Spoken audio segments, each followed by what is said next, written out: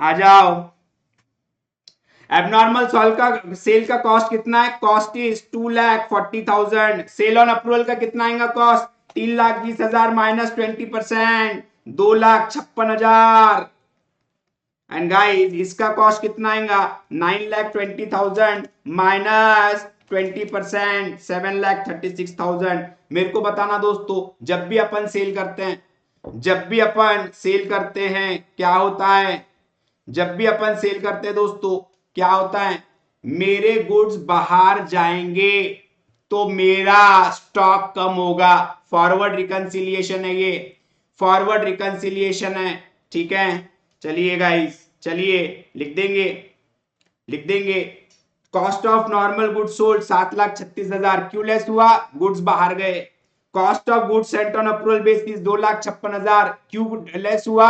Goods बाहर गए। और कॉस्ट ऑफ एबनॉर्मल गुड्स 2,40,000, क्या कम होगा? कॉस्ट कम होगा क्योंकि गुड्स बाहर गए।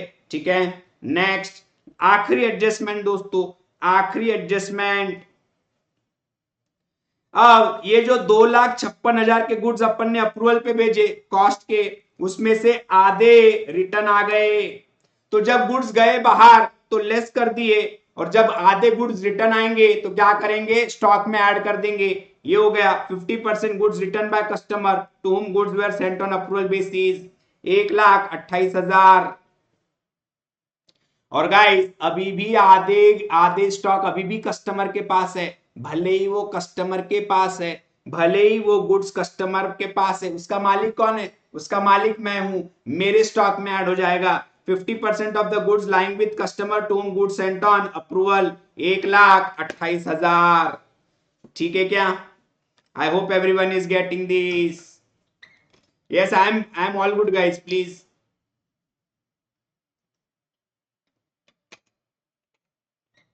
I am all good guys, please relax. Entire question completed guys. कितना ऐड हो जाएगा चेक करो? 2,40,000 प्लस 2,40,000 प्लस 1,60,000 प्लस 1,28,000 प्लस 1,28,000, 8,96,000। ठीक है, और लेस कितना होगा? 7,36,000 प्लस 2,56,000 प्लस 2,40,000, 12,32,000। लिख देंगे value of closing stock 44,64,000।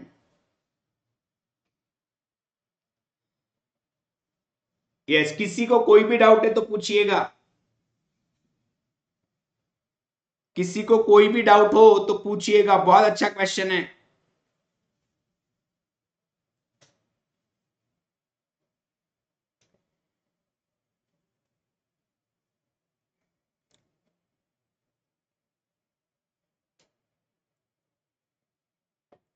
Poetry with Shri, अरे श्री इज बैक।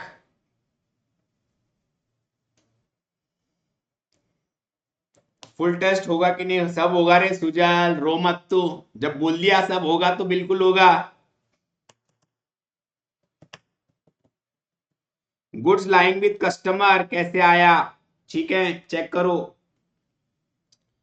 2,56,000 के गुड्स बाहर चले गए जब मैंने कस्टमर को दिया अप्रूवल बेसिस पे।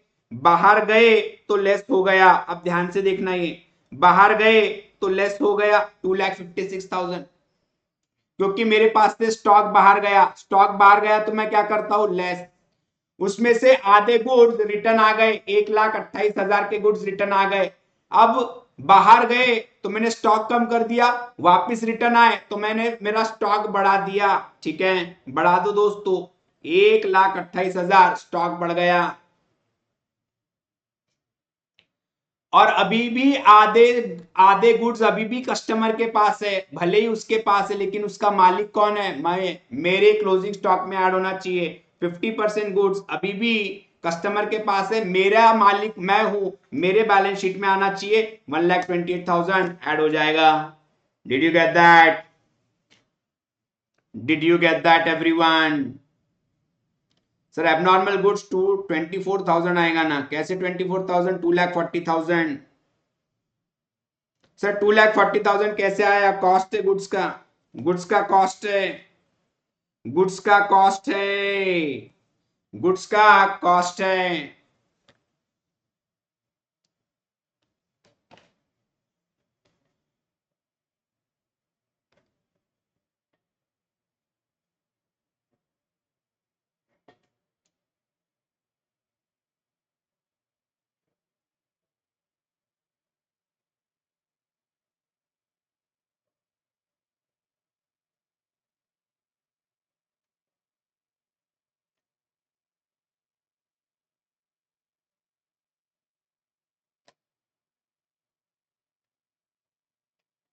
चलिए रिलैक्स हो गए दोस्तों, रिलैक्स हो गए। पूरा वीडियो स्ट्रीम एंड करने के बाद पूरा वीडियो आ जाएगा, no problem guys.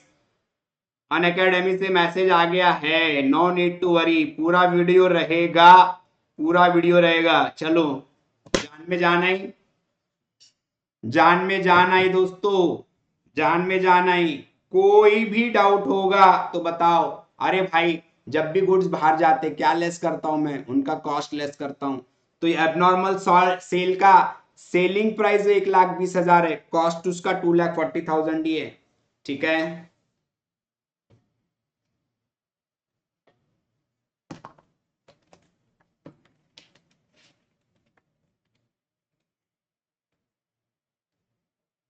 Check working note, check working note everyone.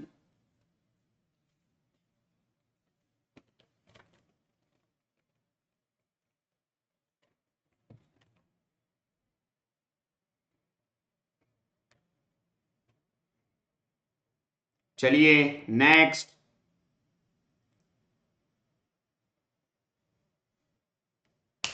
किसी को कोई शक दोस्तों, किसी को कोई शक, आगे बढ़े।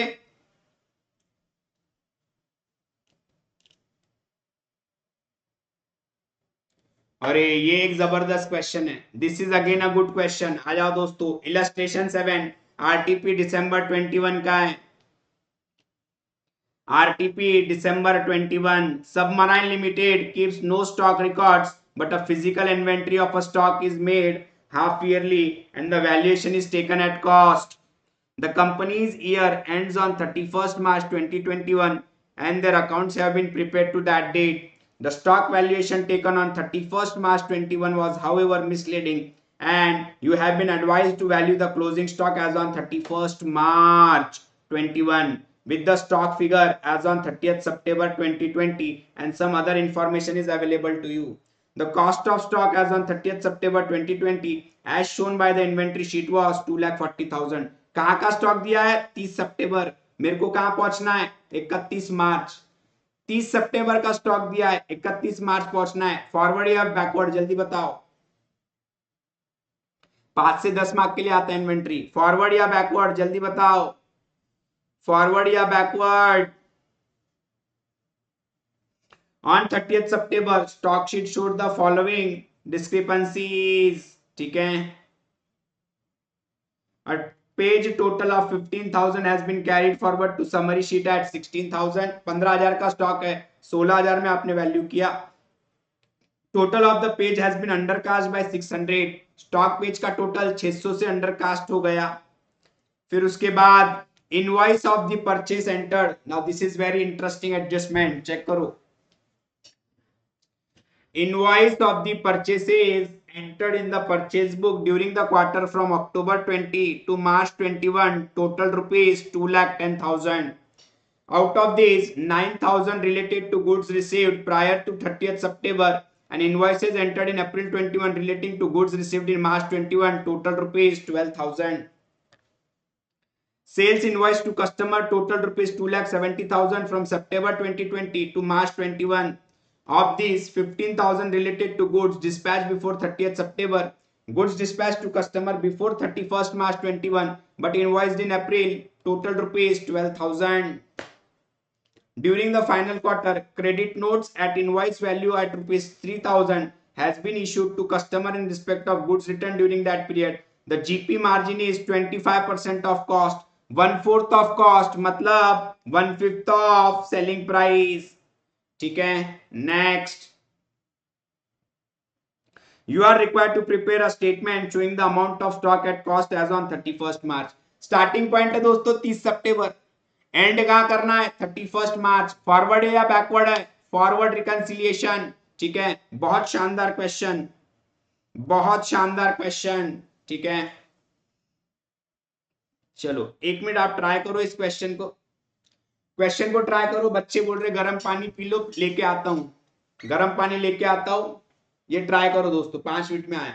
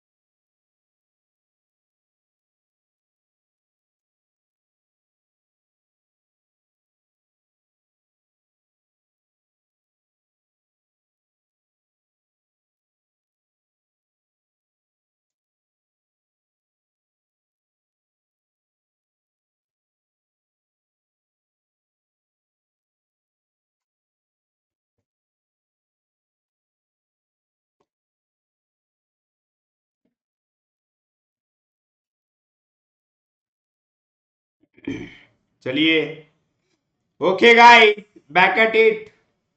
तो सबसे पहले लिख देंगे कॉस्ट ऑफ स्टॉक 2,40,000। इधर आ जाएगा दोस्तों, स्टॉक एज ऑन 30/9/2020 2,40,000, 2,40,000। नेक्स्ट, अब 15,000 का टोटल था, आपने 16,000 कर दिया। क्या कर दिया आपने? स्टॉक को बढ़ा दिया। कितने से? 1,000 से स्टॉक को बढ़ा दिया आपने। क्या करना होगा? कम करना होगा स्टॉक को। लिख देंगे overcasting of stock sheet 1,000 कम कर देंगे।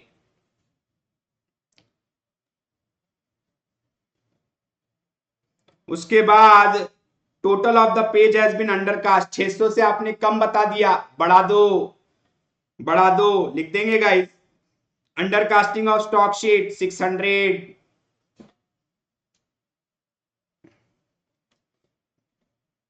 ठीक है,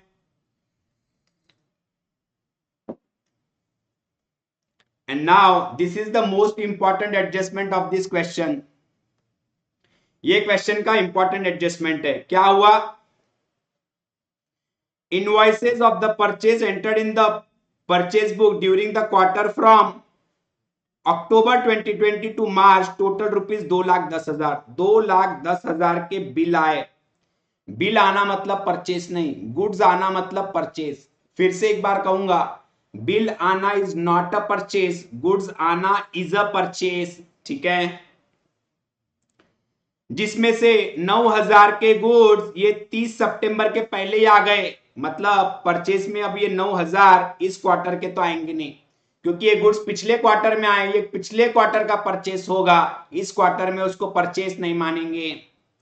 and guys, invoices entered in April relating to goods received in March. अब ये क्या हुआ? 2,01,000 का बिल ऐसे आए जो इसका बिल भी आ गया और स्टॉक भी आ गया। 2,01,000 के गुड्स इस क्वार्टर में बिल भी आया और स्टॉक भी आया, और 12,000 के ऐसे स्टॉक है जो मेरे को इस क्वार्टर में आया, बिल अगले क्वार्टर में आया। बिल आना इज नॉट इंपॉर्टेंट, स्टॉक आना इज इंपॉर्टेंट। स्टॉक आ गया कितना? 12,000। परचेस मान लूंगा 2,13,000। ये 2,13,000 का मतलब क्या हुआ? 2,13,000 का स्टॉक मेरे इसमें बढ़ गया। सीधा जा रहे, ऐड कर देंगे। Cost of goods purchase 2,13,000। I hope everyone is getting this.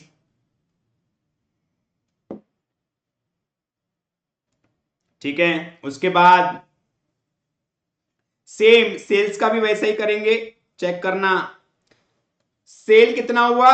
2,70,000, जिसमें से 15,000 के गुड्स आपने पिछले क्वार्टर में ही डिस्पैच कर दिए, तो वो पिछले क्वार्टर का सेल हो जाएगा। तो ये हो गया 2,55,000 का ऐसा स्टॉक है जो आपने बिल भी इस क्वार्टर में दिए और स्टॉक भी इस क्वार्टर में डिस्पैच किया। और आपने 12,000 के सेल ऐसा भी किया है जो डिस्पैच इस क्वार्टर में हुआ, लेकिन बिल आपने अगले क्वार्टर में दिया। बिल कब देते हैं इंपॉर्टेंट नहीं है, स्टॉक कब कम हो रहा है दैट इज वेरी इंपॉर्टेंट। तो प्लस 12,000, 2,67,000 का सेल हो जाएगा।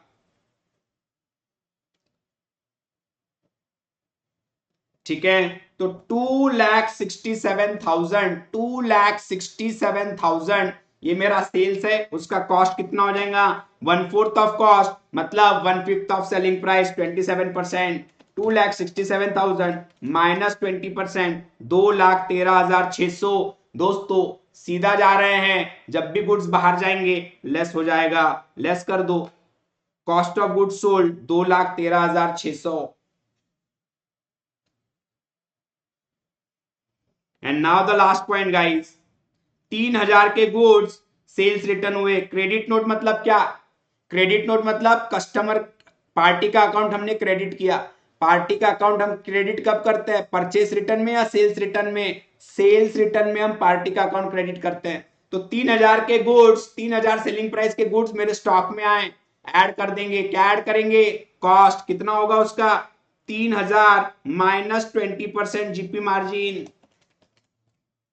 ₹2400 के गुड्स ऐड हो जाएंगे स्टॉक में, cost of goods return 2400। Entire question done guys, entire question is done. लिख देंगे add 2,16,000 less 2,14,600, value of stock 2,41,400,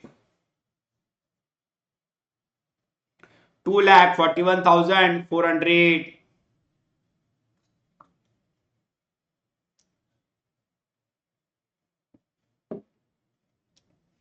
बहुत अच्छा क्वेश्चन है, अभी तक एक भी बार एग्जाम में आया नहीं, लेकिन बहुत से आरटीपी एमटीपी में आपको ये क्वेश्चन दिखेगा, तो चांसेस है इस बार आने के।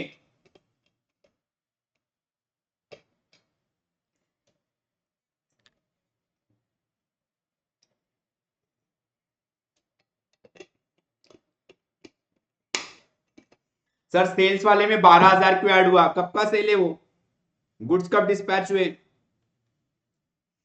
गुड्स कब डिस्पैच हुए, इस क्वार्टर में। कब का सेल माना जाएगा, इस क्वार्टर का सेल माना जाएगा, ठीक है। चलिए सर अंडर कास्टिंग वाला बता दो, चेक।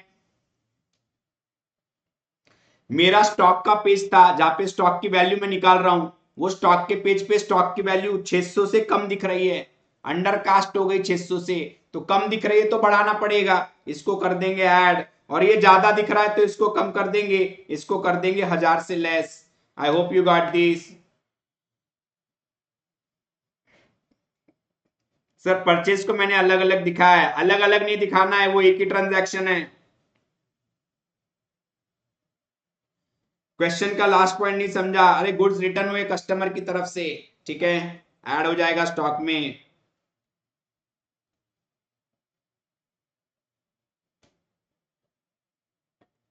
चलिए नेक्स्ट क्वेश्चन नंबर 8 पर आओ, क्वेश्चन नंबर 8 पर आओ।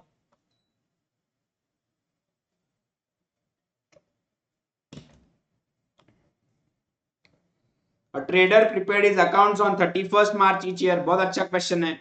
Due to some unavoidable reasons, no stock taking could be possible till 15th April, ठीक है, on which date the total cost of goods in his godown came to rupees 50,000. The following facts were established between 31st March and 15th April 2018. Sales 41,000 including cash sales 10,000, कोई मायने नहीं रखता cash से ले या credit से ले। Purchases 5034 including cash purchase 1990. Sales return 1000. On 15th March, goods of the sale value of 10,000 were sent on sale or return basis to a customer. The period of approval being 4 weeks. He returned 40% of the goods on 10th April. Approving the rest, the customer was billed on 16th April. ठीक है। The trader has also received goods costing rupees 8,000 in March for sale on consignment basis. 20% of the goods had been sold by 31st March and another 50% by 15th April. These sales are not included in the above sales. Goods are sold by a trader at a profit of 20% on sales. You are required to ascertain the value of inventory as on 31st March 2018. ठीक है, you are required to ascertain the value of inventory as on 31st March 2018। Good question guys. चलिए solve करते हैं। कब का position दिया हुआ है 15 अप्रैल, कब का पोजीशन दिया हुआ है 15 अप्रैल, कब का निकालना है 31st मार्च, बैकवर्ड या फॉरवर्ड। परचेज में कैश और क्रेडिट का कोई लेना देना नहीं है, अब परचेज इज अ परचेज, चाहे वो कैश में करो या क्रेडिट में करो, स्टॉक तो उतना ही आएगा ना।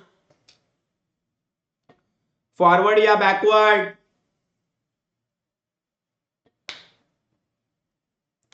चलिए नेक्स्ट लिख देंगे गाइस। सेल्स कितना हुआ 41,000 और सेल्स रिटर्न कितना है 1000। क्या मैं इसको नेट सेल्स 40,000 पकड़ सकता हूं, can I consider net sales 40,000, yes I can.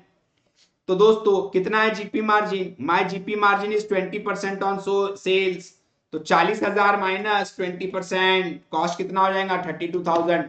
सीधा जाते हैं, जब भी गुड सेल करूंगा स्टॉक कम होगा, उल्टा जा रहा हूं स्टॉक ऐड हो जाएगा, स्टॉक ऐड हो जाएगा। लिख देंगे cost of good sold 32,000, starting point लिख देंगे 50,000, कॉस्ट ऑफ गुड सोल्ड 32,000 रुपया ऐड। नेक्स्ट परचेसेस 5034 सीधा जाते, परचेस से स्टॉक बढ़ता है, उल्टा जा रहा है, लेस कर देंगे। Cost of goods purchase 5034 less. Fourth important है समझना। 15 मार्च के दिन आप 10,000 के गुड्स भेजे अप्रूवल के लिए, जिसकी कॉस्ट कितनी होंगी? कॉस्ट होंगी 8,000। कैसे? 20% is GP margin, 20% is GP margin. तो 10,000 माइनस 20%, 8,000 के गुड्स की कॉस्ट है उसकी, 8,000 इज अ कॉस्ट। अब उसका क्या हुआ? He return 40% of the goods on 10th April. अब ये पूरे 8,000 के गुड्स भले ही कस्टमर के पास है, ये मेरे स्टॉक में ऐड होने चाहिए, क्योंकि भले ही वो कस्टमर के पास पड़े हुए हैं, वो मेरा स्टॉक है। अब ये 8,000 में से उसने 40% गुड्स 10 अप्रैल को रिटर्न कर दिया। अब इमेजिन करना, 10 अप्रैल के दिन अगर जब उसने वो स्टॉक रिटर्न कर दिया, तो क्या वो इस 50,000 में दिख रहा है 40% वैल्यू? क्या ये 40% गुड्स, क्या ये 40% गुड्स ये 50,000 में इंक्लूडेड है? मेरे को बताना दोस्तों। जी हाँ, इंक्लूडेड है। 8,000 का 40%, ये 3200 के गुड्स ऑलरेडी इंक्लूडेड है। और कितना इंक्लूड करना बाकी है? 4,800 के गुड्स इंक्लूड करना बाकी है। ठीक है, और 4,800 के गुड्स इंक्लूड करना बाकी, क्योंकि भले ही वो कस्टमर के पास पड़े, उसका मालिक कौन? मैं। ठीक है, पूरे 8,000 ऐड होंगे, जिसमें से 3,200 ऑलरेडी ऐड हो गए जब रिटर्न हुआ। ठीक है, क्योंकि रिटर्न कब हुआ? 10 अप्रैल। मेरे पास स्टॉक की पोजीशन कब की है? 15 अप्रैल। और ये कौन सा स्टॉक है? फिजिकल स्टॉक है। ठीक है, तो 8,000 पूरे ऐड होने चाहिए, उसमें से 3,200 हो गए, 4,800 अब भी ऐड कर देंगे दोस्तों add. Cost of goods lying with customer not added in stock 4,800। 10,000 का 60% into 80%। I hope everyone is getting this.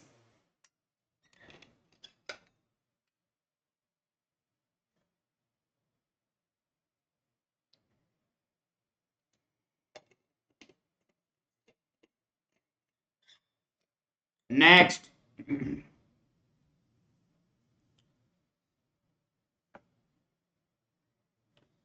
आखिरी पॉइंट बहुत इंपॉर्टेंट है।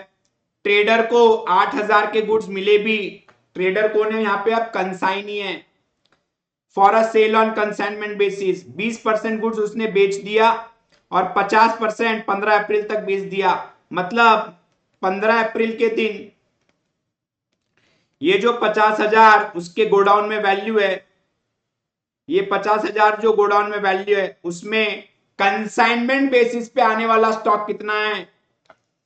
20% और 50% बिक गया, 30% 24,000 का अभी भी बाकी है। ठीक है, कितना आ जाएगा? 24,000 इंटू 30%, 7,200 के गुड्स अभी भी स्टॉक में इंक्लूडेड है। ये भले ही मेरे फिजिकल स्टॉक में इंक्लूडेड है, लेकिन क्या मैं इसका मालिक हूं? नहीं। क्या ये मेरे स्टॉक में आना चाहिए? नहीं। क्या करेंगे? लेस कर देंगे दोस्तों, लेस कर देंगे। कितना है वो? 8,000। 24,000 लिख दिया मैंने, 24,000 लिख दिया। 8,000, 8,000 के गुड्स का 30% कितना आएगा? 2,400 लेस कर देंगे दोस्तों, less cost of goods received on consignment.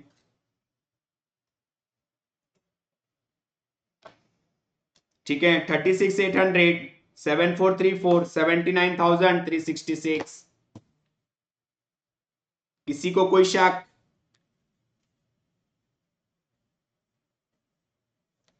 किसी को कोई शक?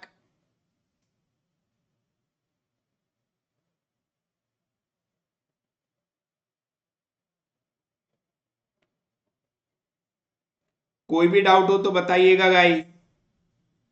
ना इलस्ट्रेशन 9 सिंपल है। आखिरी illustration, last illustration for inventory valuation.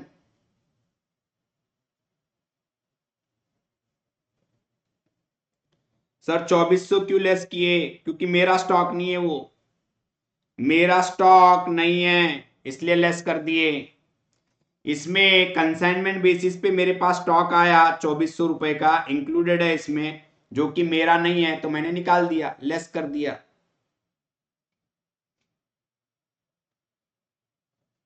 8000 वाला बता देता हूं, ठीक है, चेक करो। मैं कौन हूं? मैं हूं कंसाइनी। मेरे पास 8000 के गुड्स आए मार्च में, ठीक है, उसमें से 70% गुड्स बिक गए। कितने के बिक गए? 5600 के गुड्स बिक गए। 15 अप्रैल के दिन अभी भी 2400 के गुड्स मेरे स्टॉक में इंक्लूडेड है, ठीक है। ये 50,000 मेरे पास स्टॉक है 15 अप्रैल के दिन, उसमें ये 2400 इंक्लूडेड है।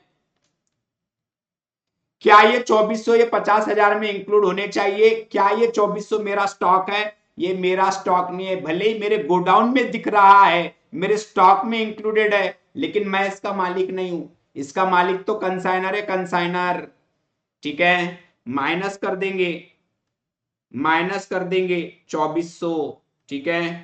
I hope you are getting it.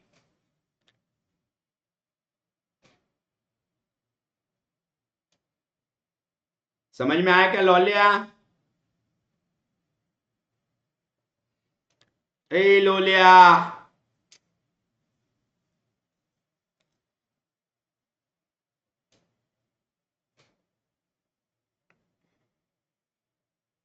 Sir book value और फिजिकल वैल्यू के आंसर में कोई डिफरेंस होता है क्या? लो कर लो बात। इतने पॉइंट्स पढ़ाया और तुम ये क्वेश्चन पूछते हो? बुक वैल्यू और फिजिकल वैल्यू दोनों अलग है भाई, बहुत डिफरेंस है। Yes, no no issues Anshul, no issues, no issues, ठीक है। मैं खुद भी स्टॉप कर रहा हूं अभी।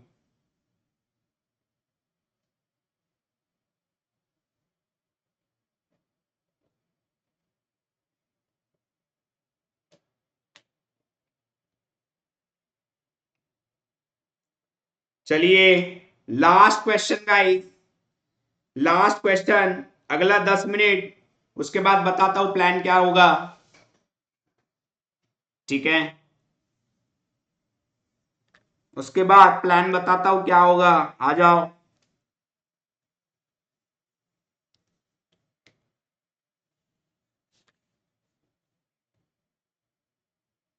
Messrs. Kedar profit and loss account showed a net profit of 8 lakhs after considering the closing stock of rupees 7,50,000। उसका नेट प्रॉफिट 8 लाख आया,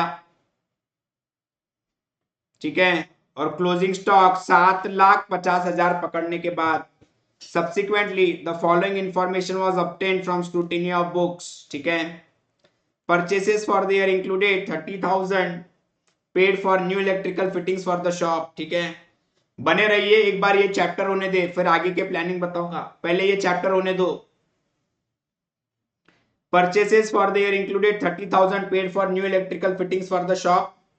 Messrs. Kedar gave away goods valued at rupees 80,000 as free samples for which no entry was made in the books of accounts.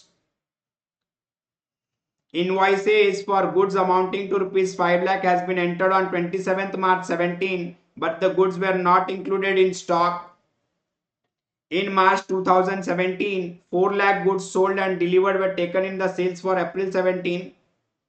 Goods costing rupees 1,50,000 were sell on return were sent on sale or return in March 17 at a margin of profit of 33 1/3% of cost.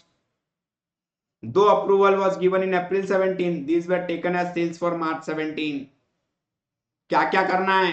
You are required to determine the adjusted net profit and also calculate the value of stock। ये लिख के करना है, ये लिख के करना है। I am expecting this question in exam, I am expecting this question in exam, इसको लिख के करना है आपको, ठीक है। बनाओ दोस्तों फॉर्मेट, बनाएंगे format. Statement showing computation of stock as on 31st March 2017। Statement showing computation of stock, starting का गायब नहीं होगा, मिल जाएगा, कल देखना आपको पूरा लेक्चर मिलेगा, no need to worry.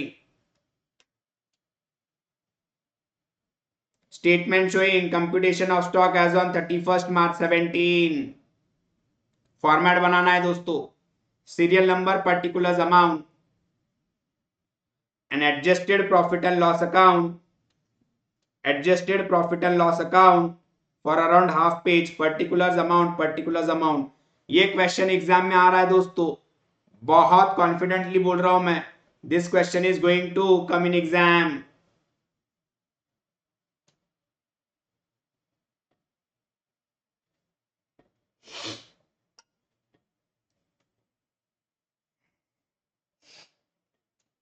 Give me thumbs up if the format is ready.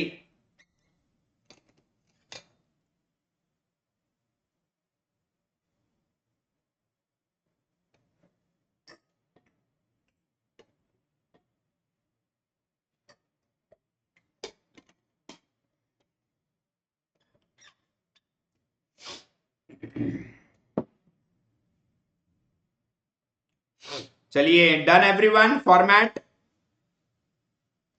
Thums up दीजिएगा अगर फॉर्मेट रेडी है तो।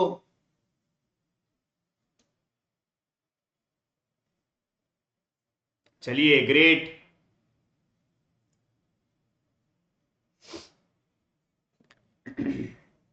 Messrs Kedar profit and loss account showed a net profit of 8 lakh rupees. लिख देंगे पीएल के क्रेडिट में, PL के credit में बाय नेट प्रॉफिट 8 लाख।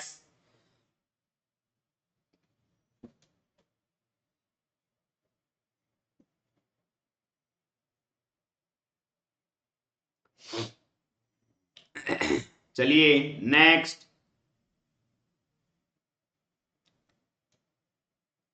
उसके बाद considering the value of closing stock 7,50,000, value of stock as given, पहले वर्किंग जो किया है उसमें लिख देंगे stock as on 31 March 7,50,000,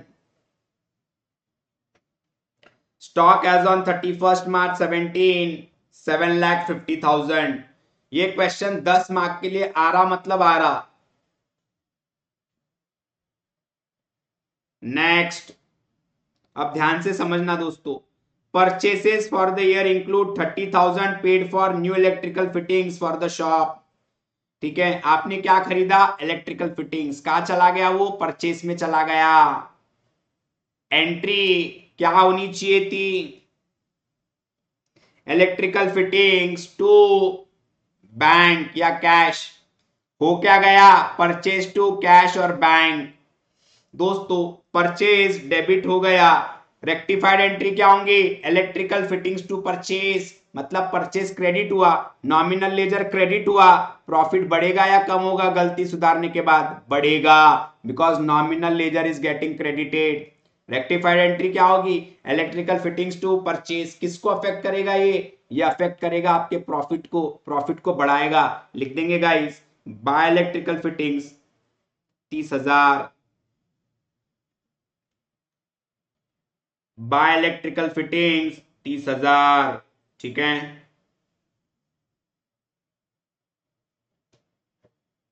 profit बढ़ जाएगा। Next, second, messrs Kedar gave away goods at valued at ₹80,000 as free sample for which no entry was made in the books of accounts. Distribute कर दिया फ्री सैंपल का, उसकी कोई entry पास नहीं हुई। दोस्तों जब भी गुड्स डिस्ट्रीब्यूट करते हैं as a free sample, journal entry क्या होती है, advertisement account debit to trading account. एक नॉमिनल लेजर डेबिट हो रहा है, एक नॉमिनल लेजर क्रेडिट हो रहा है। ठीक है, तो क्या करेंगे, प्रॉफिट बढ़ेगा भी और कम भी होगा। ट्रेडिंग अकाउंट के क्रेडिट साइड में जा रहा है तो प्रॉफिट बढ़ जाएगा। ठीक है, लिख देंगे guys by goods distributed as free sample 80,000 credit हो जाएगा, क्योंकि ट्रेडिंग अकाउंट क्रेडिट होता है। और साथ ही साथ दोस्तों एडवर्टाइजमेंट भी डेबिट होता है पीएल के डेबिट में, लिख देंगे टू एडवर्टाइजमेंट 80,000, प्रॉफिट बढ़ेगा भी और कम भी होगा। सर इसको इग्नोर कर सकते क्या, इसको इग्नोर नहीं करना है। ठीक है, इसको दोनों बताना है। एंट्री क्या होंगी, या तो एडवर्टाइजमेंट टू परचेज या तो एडवर्टाइजमेंट टू क्रेडिट, दोनों भी नॉमिनल लेजर है, एक डेबिट हो रहा है एक क्रेडिट हो रहा। ठीक है, नेक्स्ट, उसके बाद next transaction, Invoices for goods amounting to 5 lakh has been entered on 27th March, but the goods were not included in the stock. आपने गुड्स तो खरीद लिए 5 लाख के, एंट्री भी कर दिए, लेकिन स्टॉक में इंक्लूड नहीं किए. स्टॉक में इंक्लूड कर दो, स्टॉक बढ़ जाएगा इससे दोस्तों, स्टॉक बढ़ जाएगा. लिख देंगे goods purchase but not included in the stock. पहले वर्किंग में 5 लाख रुपया ऐड कर देंगे. इफेक्ट नहीं होगा, लेकिन बताना पड़ेगा, इफेक्ट नहीं होगा.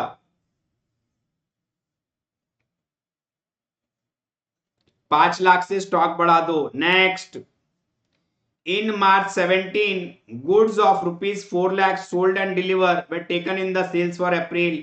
मार्च का सेल है, अप्रैल में ले लिए, तो भाई सेल बढ़ाना पड़ेगा, सेल बढ़ाना पड़ेगा. बढ़ा दो प्रॉफिट, बढ़ा दो profit. By sales to be recorded in March 4 lakh रुपया.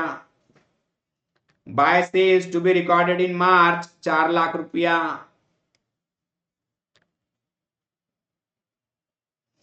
Last adjustment, goods costing rupees 1,50,000 were sale on return in March 17 at a margin of profit of 33 1/3% on cost.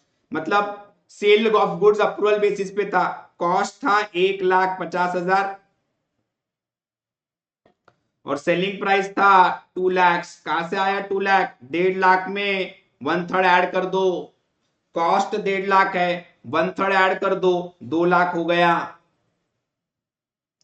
तो सोगरा के केस में हम लोग क्या करते हैं, सेल को रिवर्स करते हैं. सेल को रिवर्स कर रहा हूं तो क्या हो रहा है, प्रॉफिट कम हो जाएगा. एंट्री क्या मारते, sales account debit to trade receivables, nominal ledger debit हो गया, मतलब प्रॉफिट कम हो गया. लिख देंगे प्रॉफिट एंड लॉस अकाउंट में टू सेल्स 2 लाख. कहां से आया, 1.5 लाख कॉस्ट है, 33 1/3% प्रॉफिट है.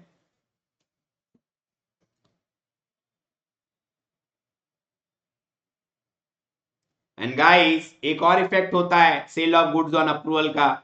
जो गुड्स का कॉस्ट है वो क्लोजिंग स्टॉक में ऐड करना पड़ता है, तो ऐड कर दो क्लोजिंग स्टॉक में दोस्तों.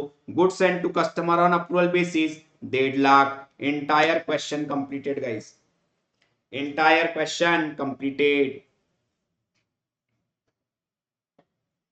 Entire question completed. सर ये सम टफ लग रहा है तो छोड़ दे, टफ लग रहा है तो छोड़ दे भाई. सोचेंगे तो सब टफ है, सोचेंगे तो सब टफ है और करेंगे तो सब इजी है. नाउ मेरा रिवाइज क्लोजिंग स्टॉक कितना हो जाएगा, 14 लाख रुपया. मेरा रिवाइज क्लोजिंग स्टॉक कितना हो जाएगा, 14 लाख रुपया.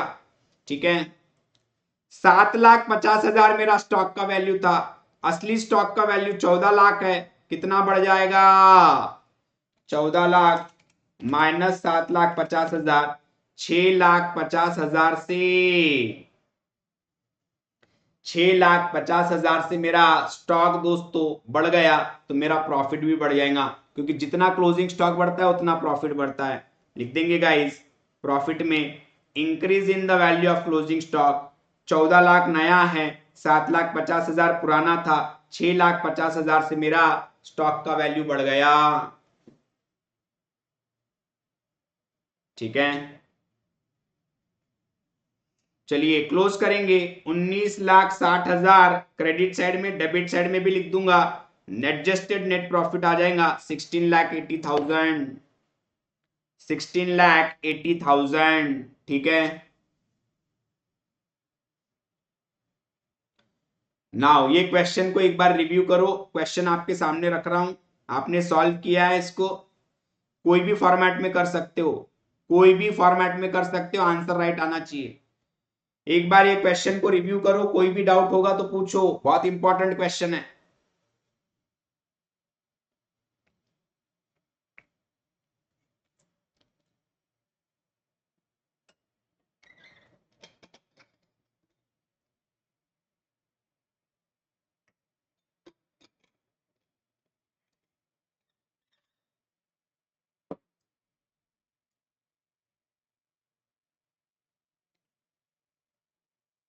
एक बार फोर्थ एंट्री,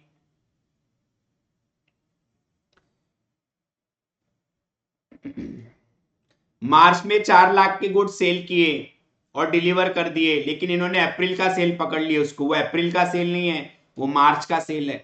अगर मैं मार्च में सेल बताऊंगा तो मेरा क्या हो जाएगा, सेल्स बढ़ जाएगा, सेल्स बढ़ जाएगा तो प्रॉफिट बढ़ जाएगा, क्योंकि जब भी नॉमिनल अकाउंट क्रेडिट होता है मेरा प्रॉफिट बढ़ जाता है। मैंने क्या किया, 4 लाख से प्रॉफिट को बढ़ा दिया। ठीक है, चलिए नेक्स्ट, सेल्स रिटर्न वाला पॉइंट में डाउट है, कहां है सेल्स रिटर्न इसमें, सेल्स रिटर्न कहां है इसमें, सिमरन नींद में हो क्या?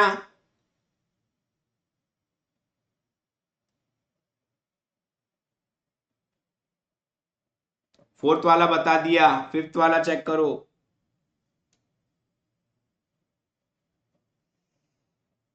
1.5 लाख रुपए के गुड्स है जो हमने कस्टमर को भेजे हैं, cost is 1,50,000, selling price is 2 lakh.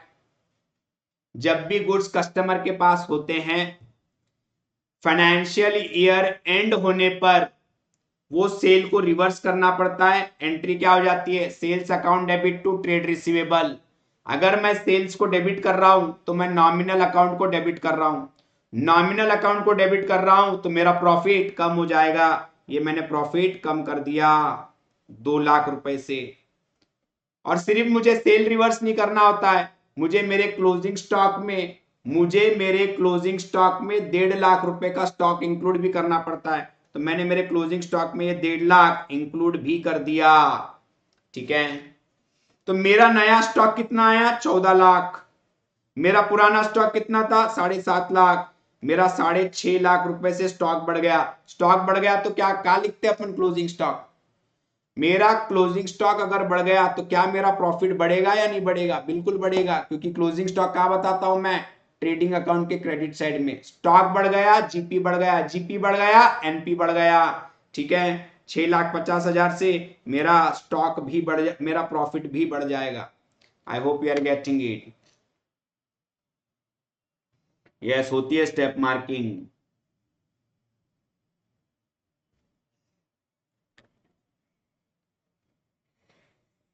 Yes, any more doubts guys, any more doubts?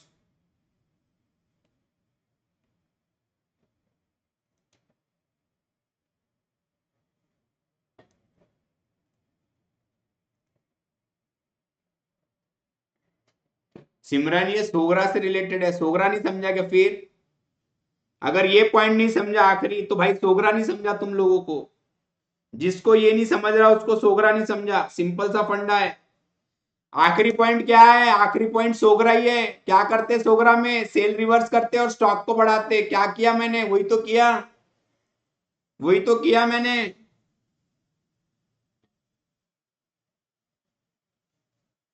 वही तो किया है सिमरन। सोगरा में करते क्या, सेल की एंट्री रिवर्स करते और गुड्स को स्टॉक में इंक्लूड कर देते, वही तो किया है।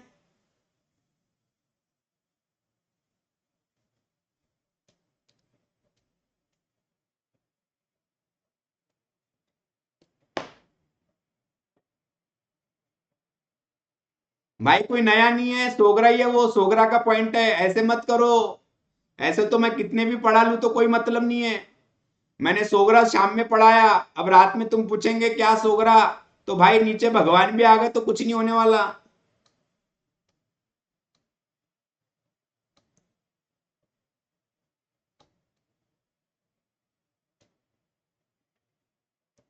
ओके सर, गुस्सा नहीं, मैं काय के लिए गुस्सा हूं, मेरा कौन सा नुकसान होने वाला है सिमरन? मैं किस लिए गुस्सा हूं? मेरे को तो तुम 100 बार पूछेंगे मैं 200 बार बताऊंगा। मेरे को आप 100 बार पूछेंगे मैं 200 बार बताऊंगा। लेकिन सोगरा शाम में पढ़ने के बाद अगर रात में आप बोलते ये क्या है, तो नुकसान मेरा नहीं है, नुकसान आपका है।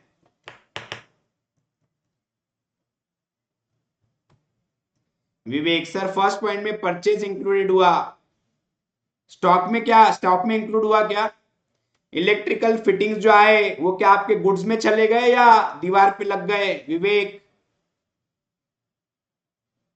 गुड्स जब परचेज किए तो एक्चुअल में फिजिकल स्टॉक कहां हुआ?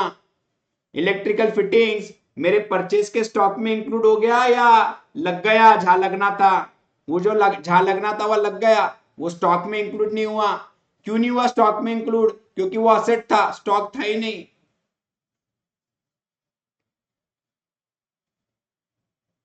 विवेक समझ में आया क्या?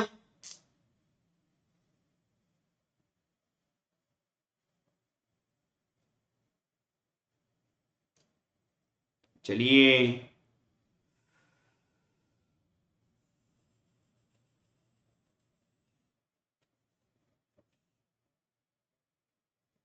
ओके, आ जाओ गाइस। अब कौन कौन से टॉपिक अपने बचे हैं एक बार मैं प्लान दे देता हूं आपको। कितने लोग पढ़ने के लिए रेडी है? और कितने लोग पढ़ने के लिए रेडी हैं? 1-1.5 घंटा और कर सकते हैं अपन, करना है तो। कौन कौन से टॉपिक बचे हैं बता दूं आपको। Final accounts, sole proprietor, final accounts, manufacturing entity, ठीक है, डेप्रिसिएशन, ठीक है, फिर उसके बाद पार्टनरशिप,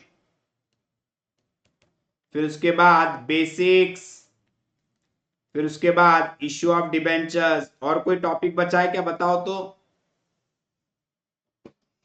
और कोई टॉपिक बचा है क्या बताओ?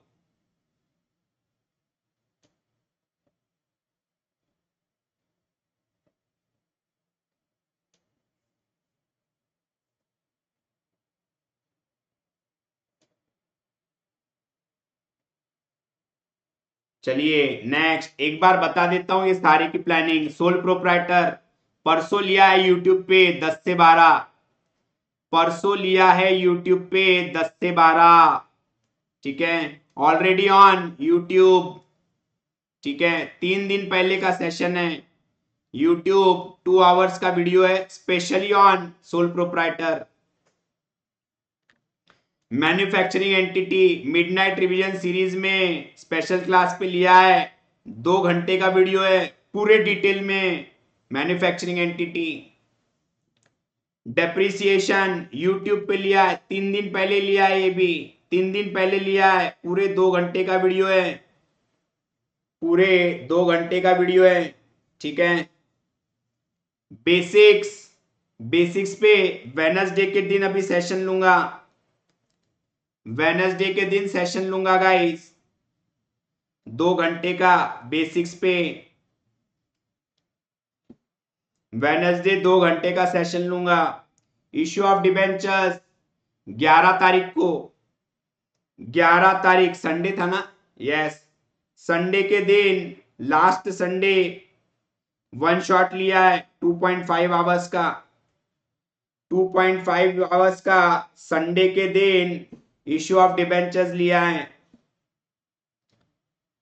अब सिर्फ पार्टनरशिप है जो मिडनाइट रिवीजन सीरीज में 10 घंटे का है, ठीक है, 10 घंटे का पार्टनरशिप है, ठीक है।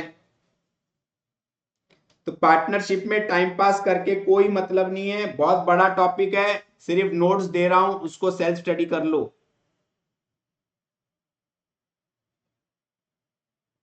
ठीक है। I hope you are getting it. Partnership अगर छोटे से छोटा भी पढ़ने जाए अपन तो 2-3 घंटे खाएंगा वो। वैसे भी मेरे आज के सेशन में पार्टनरशिप में मैंने 2 ही चीजें इंक्लूड की थी, एक आपका जेएलपी और दूसरा आपका गुडविल। ये दोनों भी चीजें मिडनाइट रिवीजन सीरीज में अवेलेबल है, आप कर सकते हो। गुडविल के लिए लेक्चर नंबर 2 और जेएलपी के लिए लेक्चर नंबर लास्ट सेकेंड, ठीक है। अब मेरे को एक बार बताओ और क्या चाहिए? और कोई टॉपिक बचा है क्या? ये सारे वीडियोस अवेलेबल है और सारी लिंक अवेलेबल है। ठीक है, एक बार आपको ड्राइव के दर्शन करा दूं, एक बार आपको ड्राइव के दर्शन करा दूं। ठीक है, चलिए सिर्फ 2 मिनट रुकिएगा आप, सिर्फ 2 मिनट रुकिएगा और जो जो मैं लिखा रहा हूं लिख लो, जो जो मैं लिखाऊंगा लिख लो।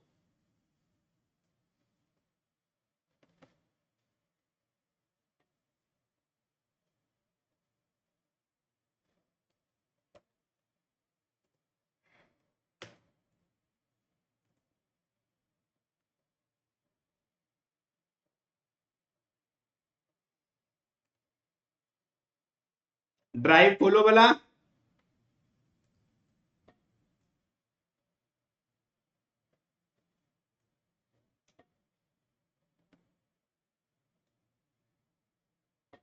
ड्राइव खोलो, ये देखो वीडियो।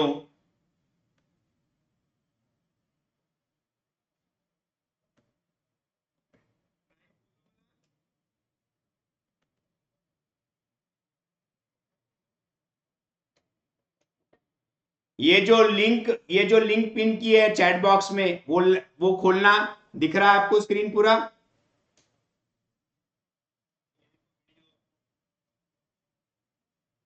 इसमें ये मेरा फोल्डर है दर्शन जैन, इसमें है दर्शन जैन।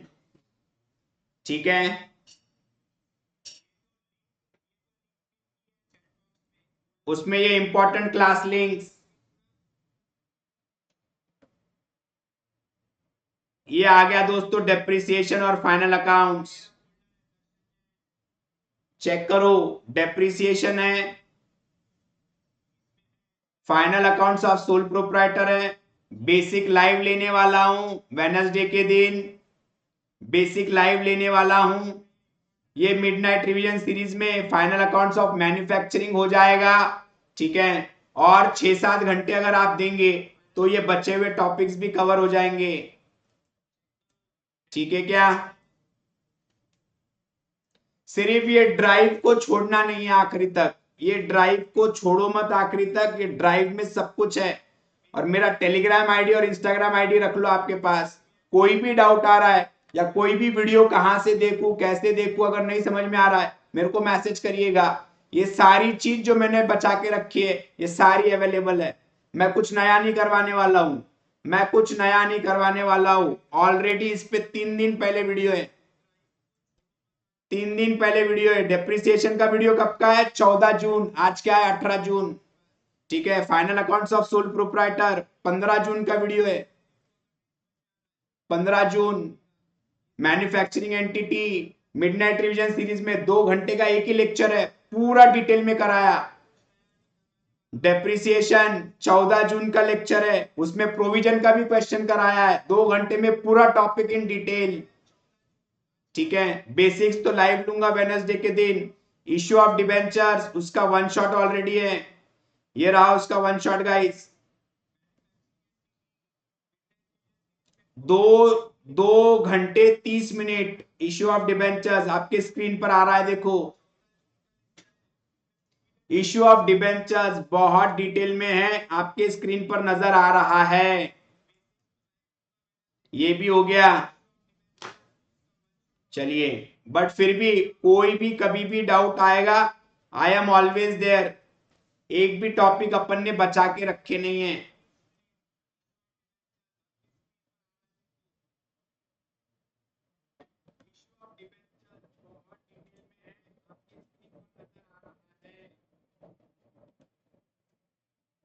चलिए, दैट्स इट गाइस।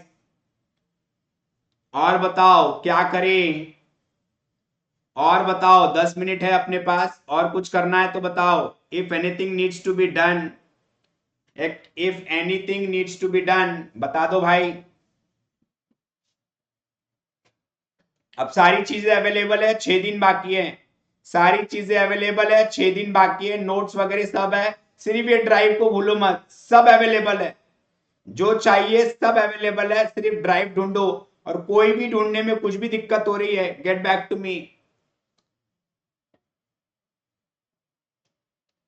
सर एक पोज विद स्लाइड, ठीक है, लेके आता जरा स्लाइड,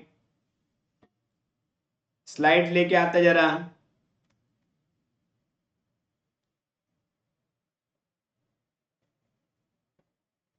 एक गाना, अरे काय का गाना आया, नो गाना, ये आ गई दोस्तों स्लाइड।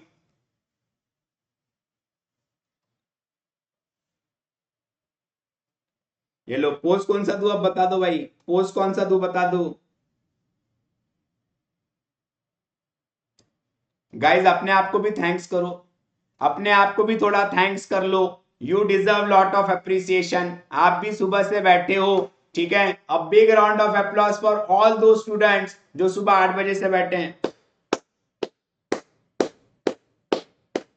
ग्रेट गाइज, अभी भी 6 दिन बाकी है। If you are feeling at any point of time कि आपको कोई भी हेल्प चाहिए, you have my Instagram ID, you have my Telegram ID, you can ask me any sort of doubts। 24 hours के अंदर रिप्लाई करने की कोशिश करूंगा, ठीक है। चलिए, यस, ये लो भाई पोज, ये ले लो पोज।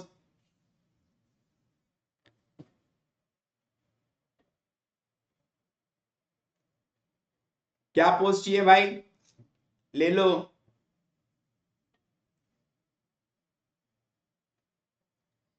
यस गाइस, लेक्चर अगर पसंद आ रहा है, लेक्चर अगर पसंद आया आपको तो लाइक जरूर कर देना, और एक प्यारा सा कमेंट जो भी आपको लगा होगा, जो भी सेशन के बारे में लगा होगा, अच्छा बुरा जो भी लगा होगा, प्लीज आपके ऑनेस्ट ओपिनियन कल कमेंट सेक्शन में डाल देना। प्लीज कमेंट सेक्शन में आपका कमेंट जरूर डाल देना।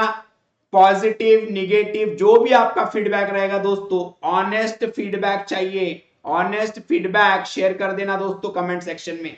Lots of love to each and every one of you, lots of love to each and every one of you. और दोस्तों फिक्र करने की जरूरत नहीं है, अगर आप पॉजिटिव रहेंगे ना अकाउंट्स में, हर चीज का रास्ता निकलता है। मेरे को आप आपकी प्रॉब्लम बताओ, सिर्फ मैं आपको शॉर्टकट बता दूंगा कि क्या करना है, ठीक है। हर चीज का शॉर्टकट अवेलेबल है।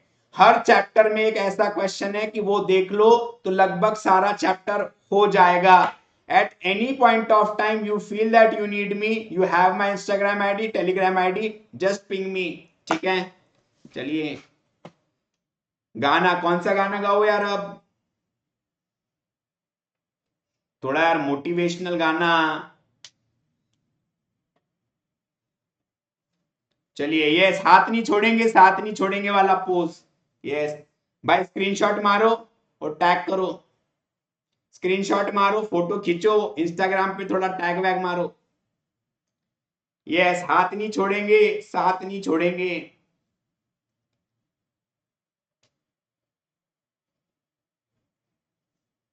एक मिनट, यस,